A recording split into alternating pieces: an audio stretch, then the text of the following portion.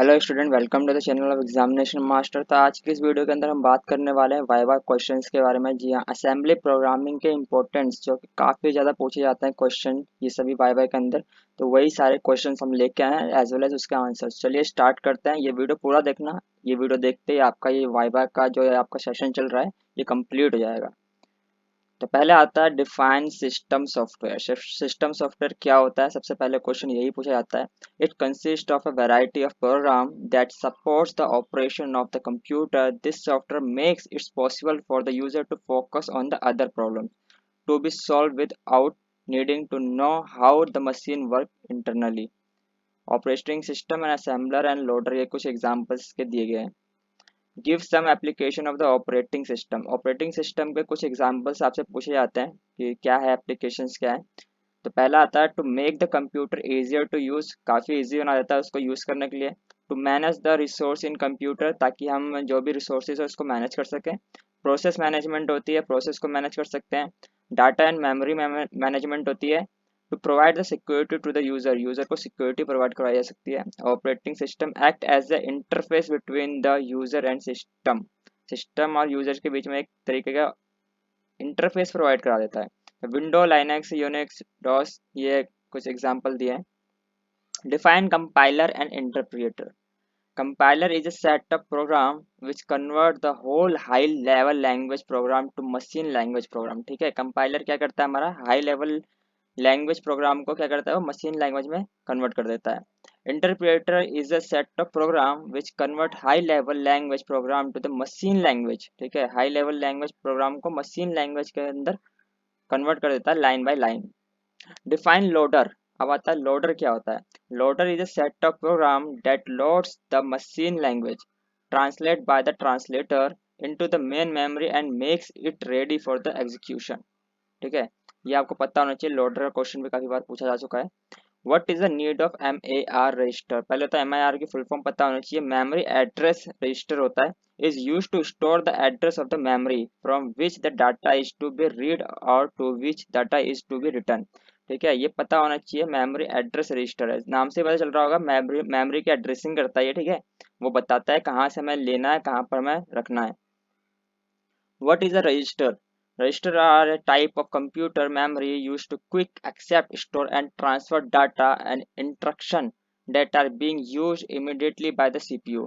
ठीक है, ये ट्रांसफर, स्टोर एंड जो भी आपका जो एक्सेप्ट करता है मेमोरी, वो सभी के सभी परफॉर्म करता है। दस register used by the CPU are often termed as a processor register।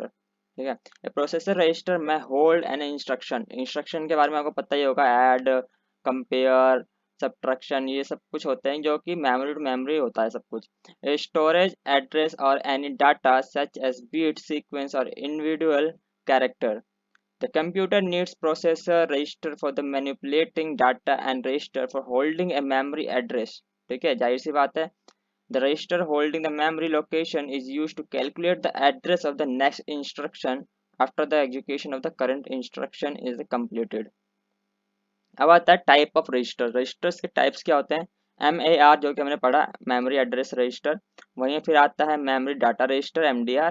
फिर आता है एक्यूमुलेटर रजिस्टर, फिर मेमोरी रजिस्टर, बफर रजिस्टर भी कहते हैं इसको, index register and data register. ये कुछ टाइप ऑफ रजिस्टर्स आपको देखने को मिले। What is the binary number system. अब आता है बाइनरी नंबर सिस्टम क्या होता है। Binary number system is a base, दो होता है। ठीक है, उसका टू बेस होता है। A numeric system that only use two digit, 0 और 1, meaning they store data in form of calculating using only 0 and 1। 0 और 1 में काम करता है। ठीक है, दो ही बेस इसके होते हैं, न्यूमेरिक सिस्टम होता है ये। ठीक है, ये पता होना चाहिए आपको। What is a octal number system. Octal number system भी आ जाता है हमारा। A number system which has its base 8 is called an octal number system. It use number from 0 to 7। ठीक है, 0 to 7 तक इसको करेंगे हम तो ई क्या हो जाता है, 8 नंबर्स हो जाते हैं। Let us take an example to understand the concept. As we said, any number with base 8 is an octal number, like 24। इस तरह से हम रिप्रेजेंट कर सकते हैं 24, 8, 109 को। ये हमारे ऑक्टल नंबर्स हैं। ठीक है, ऑक्टल नंबर्स किस तरीके से होते हैं यहाँ पर आप देख सकते हो, 0 से लेकर के 7 तक। एंड इसके बाइनरी कन्वर्जन भी आप देख सकते हो यहाँ पे। ठीक है, बाइनरी कन्वर्जन भी आप देख सकते हैं। What is a decimal number system. अब आता है हमारा decimal number system. The decimal number system the number are represented with base 10। ठीक है, बाइनरी को हम 2 से बेस 2 से रिप्रेजेंट करते हैं, ऑक्टल को 8 से और डेसिमल को 10 से। Denoting the decimal number with the base 10 is also termed as a decimal notation. The number system is widely used in computer application. It is also called the base 10 number system which consists of 10 digits. इसके अंदर 10 digit होते हैं 0 से लेकर 9 तक। ठीक है, तो ये होता है हमारा क्या होता है डेसिमल नंबर सिस्टम्स होते हैं। अब आता है what is hexadecimal number system. Hexadecimal मतलब कि 16। ठीक है, याद रखना। The hexadecimal number system the number are represented with base 16। इसको हम बेस 16 से रिप्रेजेंट करते हैं, जो कि हमारा 1 से लेकर के एफ तक जाता है, 1 से लेकर के एफ तक। सॉरी, यहाँ पे मेरे ख्याल से गलती कर दी यहाँ पे। What is seek time. The length of the time it takes for a disk drive to locate a given piece of information on a disk. What is latency time. ठीक है, सिक टाइम और latency time दोनों पूछ लेते हैं एक साथ में ही।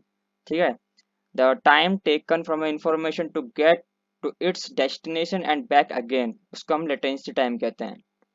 what is flip flop। ये भाई बहुत बार पूछा जाता है, हर कोई पूछता है ये flip flop। a flip flop is a device which store a single bit binary digit or data representing one and another represents zero. Such data store can be used for the storage of state, and such a circuit is described as sequential logic in electronics। ठीक है, 0 and 1 ये states को store करता है 1 bit. What is a RAM. RAM is a random access memory, is essential device, short term memory, it's temporary storage. ठीक है, remember everything currently running on device. ये जो भी काम हम कर रहे होते हैं कंप्यूटर के ऊपर, उस चीज की टेम्परेरीली उसको स्टोर करके रखता है। ठीक है, like all OS specific services and any web browser, image editor और game you are playing.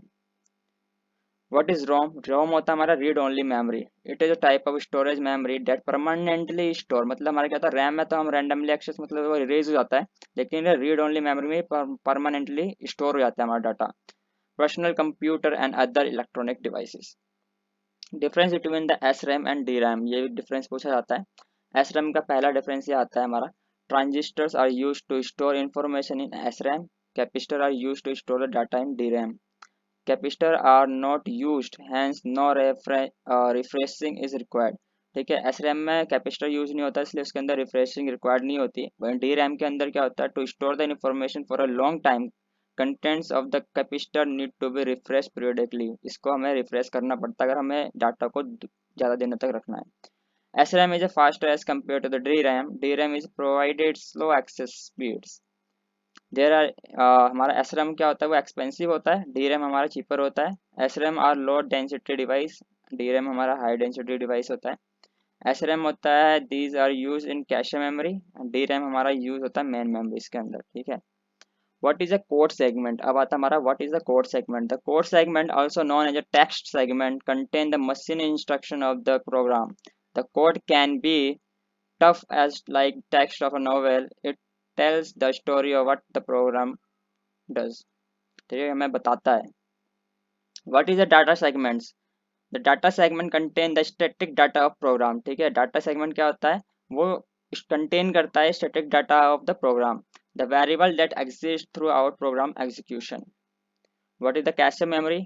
Most important question है ये आपका, very very important। Cache memory is an extremely fast memory type that acts as a buffer between the RAM and the CPU. It holds frequently requested data and instructions so that they are immediately available to the CPU when needed. Cache memory is used to reduce the average time to access the data from the memory। ठीक है, काफ़ी अगर हम cache memory जितना ज़्यादा होता है हमारे कंप्यूटर के अंदर, उतनी ज़्यादा फास्ट एक्सेस होती है हमारी फाइल्स, ये सब जो भी हमारे स्टोर किए होते हैं। What are the A X B X C X D X, ये हमारे क्या होते हैं, ये इंस्ट्रक्शंस होते हैं, ये आप पढ़ सकते हो। यहाँ पर काफ़ी बड़े बड़े अक्षरों में यहाँ पर लिखा हुआ है। ए एक्स को हम कैसे डिफाइन करते हैं, एंड बी एक्स क्या है, सी एक्स क्या है, ये आपसे शॉर्ट टर्म में आपसे पूछ लिया जाता है। ये हमारे रजिस्टर्स होते हैं, वो उनके नाम क्या है एंड उसके फंक्शंस क्या हैं। तो उम्मीद करता हूँ दोस्तों आपको वीडियो अच्छी लगी होगी, एंड होपफुली आपका वाइवा भी अच्छा जाएगा अगर आपने अच्छे तरीके से ये पूरी पीपीटी पढ़ ली है एंड आपने समझ लिया होगा पूरी की पूरी पीपीटी को। जाहिर सी बात है ज़्यादातर क्वेश्चन इस पीपीटी से ही पूछे जाएंगे, एंड अगर आप हो, क्वेश्चन इसी पीपीटी से रिलेटेड पूछे गए हैं, तभी आप चैनल को सब्सक्राइब करना, अदरवाइज आप लीव कर सकते हो। अगर आगे और वीडियो चाहते हो तो प्लीज़ चैनल को लाइक, सब्सक्राइब एंड शेयर जरूर करना। Thanks for watching this video.